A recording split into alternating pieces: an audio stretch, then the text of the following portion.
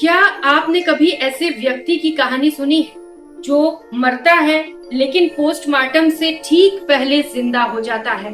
और दोस्तों, जिंदा होने के बाद उसने जो बताया वो सुनकर हर कोई दंग रह गया, हैरान हो गया, क्योंकि उसने ये बताया कि मरने के बाद होता क्या है। दरअसल हम बात कर रहे हैं दिनेश की। दिनेश जो मध्य प्रदेश के आरी गांव में रहा करते थे। उनकी उम्र 65 वर्ष थी। वो अपने परिवार के साथ रहते थे। उनका एक बच्चा भी था जो कुछ काम नहीं करता था, जिसकी वजह से दिनेश को ज्यादा काम करना पड़ता था। वो खेत जाते थे।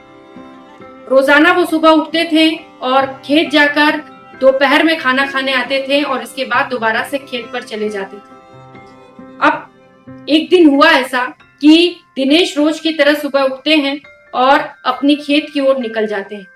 वो खेत जाते तो जरूर हैं, लेकिन वापस नहीं आते।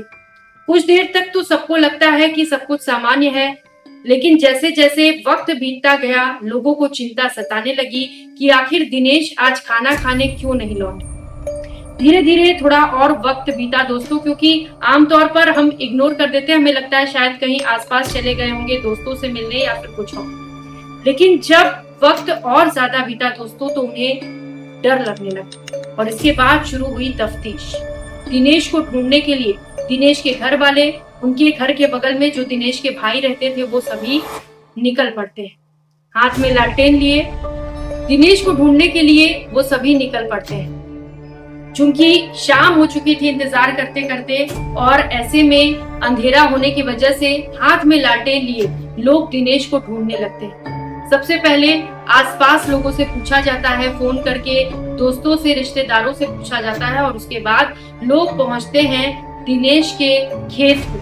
और जब खेत पर पहुंचते हैं दोस्तों, तो दिनेश का देखकर सभी स्तब्ध रह जाते हैं, क्योंकि दिनेश खेत में पड़ा हुआ था। उसे देखकर लोगों को लगा कि शायद दिनेश के साथ कुछ गलत हुआ है। इसके बाद लोग दिनेश को उठाते हैं और अस्पताल ले जाते हैं। अस्पताल में दोस्तों डॉक्टर उसे मृत घोषित कर देते हैं, यानी कि दिनेश की मौत हो चुकी है। अब सवाल ये था कि आखिर दिनेश की मौत हुई कैसे? क्या दिनेश के ऊपर किसी ने अटैक किया, किसी जानवर ने, या किसी रंजिश को लेकर दिनेश की हत्या कर दी गई, या हार्ट अटैक हुआ? ये तमाम सवाल लोगों के मन में कौंधने लगते हैं। डॉक्टर से पूछा जाता है कि आखिर डॉक्टर साहब दिनेश की मौत हुई कैसे? डॉक्टर साहब को कुछ समझ नहीं आता है। वो कहते हैं कि अगर आप इस रहस्य को जानना चाहते हैं तो पोस्टमार्टम करा लीजिए, जिससे कि ये पता चल जाएगा कि दिनेश की मौत कैसे हुई दोस्तों। इसके बाद वक्त आता है पोस्टमार्टम का। पोस्टमार्टम के लिए दिनेश के बॉडी को ले जाया जाता है, और जो एक प्रक्रिया होती है, एक डॉक्टर वहां पर रहते हैं, एक और व्यक्ति रहते हैं जो चीर फाड़ करते हैं और बॉडी ऑर्गन्स को बाहर निकालते हैं। उसमें काफी वक्त भी लगता है दोस्तों उस प्रक्रिया में। और जैसे ही पोस्टमार्टम की प्रक्रिया शुरू होने वाली थी, जो होता है दोस्तों, उसे देखकर हर कोई हैरान रह गया। आज इस कहानी को सुनने के बाद भी लोगों के मन में ये सवाल जरूर आता है कि एक मरा हुआ व्यक्ति जिंदा कैसे हो गया, क्योंकि जैसे ही दिनेश के बॉडी के ऑर्गन को कट करने के लिए डॉक्टर सीजर उठाते हैं, वैसे ही दिनेश चिल्ला उठता है और जो बेड लगा होता है जिसपे दिनेश को लटाया गया था, वहां पर उठकर बैठ जाता है। ये देखकर लोग डर जाते हैं। लोगों को लगता है मानो कोई भूत आ गया हो, क्योंकि दिनेश तो मर चुका था, तो ये भला कौन था? इसके बाद मचती है चीख पुकार। लोग अस्पताल से, जहां पर पोस्टमार्टम होने वाला था, बॉडी को छोड़कर भागने लगते, बाहर जाकर चीखने चिल्लाने लगते हैं। दिनेश भी अंदर चीख रहा था, क्योंकि दिनेश को कुछ समझ नहीं आ रहा। दिनेश ये नहीं समझ पा रहा था कि वो यहाँ कैसे आ गया। दिनेश को ये नहीं पता था कि वो मर चुका था। लेकिन धीरे धीरे जैसे जैसे वक्त बीतता है दोस्तों, दिनेश को सब समझ में आने लगता है। वो समझ जाता है कि शायद उसके साथ कुछ तो हुआ है, और उसे सारी बातें याद आने लगती है। थोड़ी ही देर में दिनेश का परिवार भी वहां पर आ जाता है। जब दिनेश का बच्चा और उसकी बीवी उससे पूछते हैं कि हुआ क्या था, वो जिंदा कैसे हो गया, और सबसे पहले तो दोस्तों शक जाता है डॉक्टर पर कि डॉक्टर की लापरवाही की वजह से दिनेश को मृत घोषित कर दिया गया। और जो उसके परिवार वाले रहते हैं वो कहते हैं कि ये सरासर डॉक्टर की गलती है, और चिल्लाने लगते हैं। लेकिन उसी दौरान दोस्तों दिनेश बताता है, नहीं, मैं मर चुका था, मैं मर के जिंदा हुआ। ये सुनकर हर कोई हैरान हो जाता है। दरअसल दिनेश इसके बाद बताता है दोस्तों सबसे बड़ी रहस्य कि मरने के बाद क्या होता है। दिनेश आगे बताता है अपने परिवार वालों से कि जैसे आप लोग चौंक रहे हैं, मैं भी चौंक गया था, क्योंकि मैं अपने खेत पर काम कर रहा था। अचानक से मैं गिर पड़ता हूँ, आंखों के आगे अंधेरा छा जाता है और उसके बाद जो होता है उससे मैं बेहद डर गया, क्योंकि उसके बाद दिनेश की आंखों के सामने दो लोग आते हैं। दिनेश को लगता है कि शायद ये दो लोग मेरी मदद करने आए हैं क्योंकि मैं गिर गया हूँ। लेकिन जैसे जैसे दिनेश के वो नजदीक आते हैं, दिनेश उन्हें देखकर और ज्यादा डर जाता है कि वो लोग नॉर्मल नहीं थे, आम लोगों की तरह नहीं थे। बहुत ही लंबे चौड़े, बिल्कुल काले और बहुत ही डरावने। ये देखकर दिनेश को लगता है कि आखिर ये लोग कौन है। इसके बाद वो आते हैं और दिनेश को कहते हैं हमारे साथ चलो, तुम्हारा वक्त खत्म हो चुका। दिनेश कुछ समझ पाता उससे पहले ही उसकी आत्मा शरीर से बाहर निकलने लगती। और जैसे जैसे दिनेश बताता है कि मेरी आत्मा शरीर से बाहर निकल रही थी, जहां जहां से आत्मा मेरी शरीर को छोड़ रही थी, मेरी जो बॉडी थी वो बिल्कुल ठंडी पड़ जाती है, मानो बर्फ से भी ज्यादा ठंडी।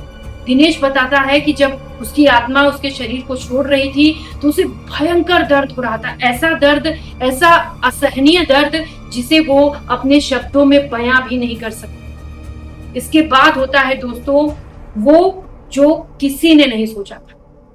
दिनेश को वो दो शख्स लेकर जाते हैं नर्कलोक।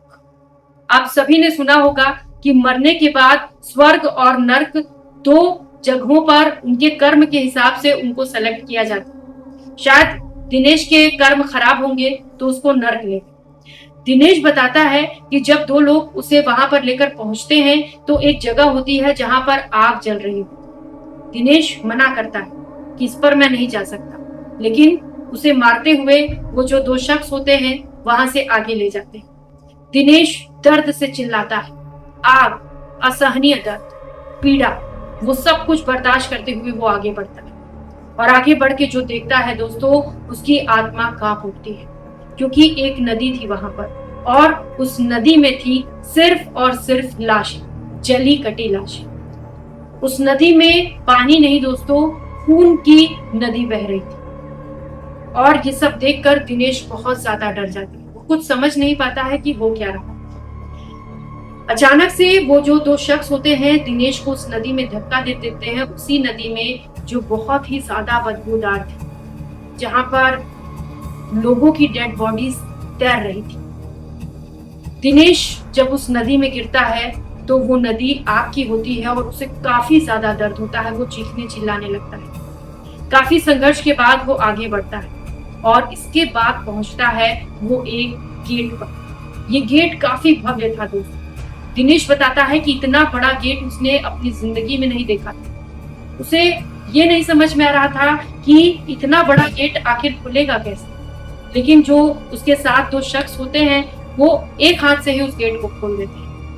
गेट खुलने के बाद उसके सामने जो नजारा था दोस्तों, वो काफी ज्यादा हैरान करने लगा, क्योंकि जब वो गेट खुलता है उसके सामने एक बड़ी सी कुर्सी लगी होती है और उस कुर्सी पर एक शख्स बैठा है। अब सवाल यह है कि ये शख्स कौन है, जो उन दो भयानक दिखने वाले से भी ज्यादा भव्य, उनसे भी ज्यादा बड़ा और उनसे भी ज्यादा डरावना। वो कहता है दिनेश कि शायद वो चित्रकूट रहे होंगे।